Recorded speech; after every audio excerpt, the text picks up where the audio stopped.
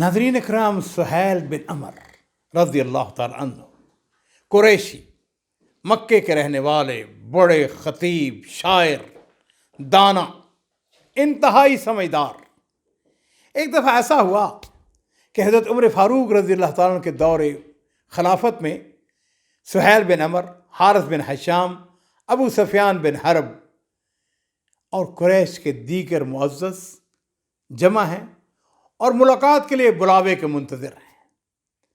تھوڑی دیر گزری، سیدنا صہیب رومی، حضرت بلال بن رباح اور بعض دوسرے غلام جو بدر میں شریک تھے ملاقات کے لیے آ جاتے ہیں۔ سیدنا عمر فاروق رضی اللہ تعالیٰ نے اپنے دربان کو کہہ کر سیدنا بلال اور ان کے ساتھیوں کو فوراً ملاقات کے لیے اندر بلوا لیا۔ اب ابو سفیان رضی اللہ تعالیٰ عنہ یہ بھی بہت بڑے سردار تھے، اس بات سے سخت سیپا ہوئے ان غلاموں کو تو ملاقات کے لیے فوراً اجازت مل گئی ہے، جبکہ ہمیں ملاقاتی کمرے میں بٹھائے رکھا گیا ہے، ہماری طرف کوئی نظر التفات بھی نہیں ہے۔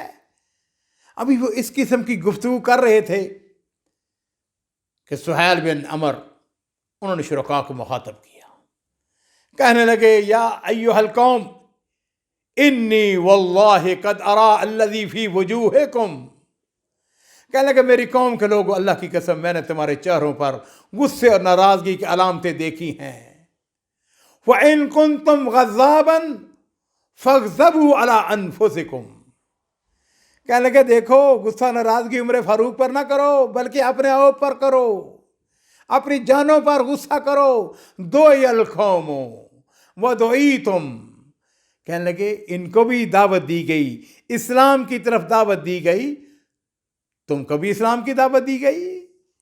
انہوں نے فَأَسْرَعُوا وَأَبْطَأْتُمْ، انہوں نے اس دعوت کو قبول کر لیا اور تم نے انکار کر دیا، تم ان کے مقابلے میں پیچھے رہ گئے۔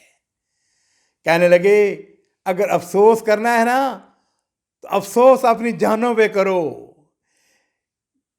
یہ لوگ، یہ فقراء، یہ تم سے پہلے اسلام قبول کر چکے، لہذا ان کی شان، ان کی منزلت، ان کے مقام تک تم نہیں پہنچ سکتے ہو۔ عزیزو، اسلام کے اندر جو اصل مقام ہے وہ کیا ہے؟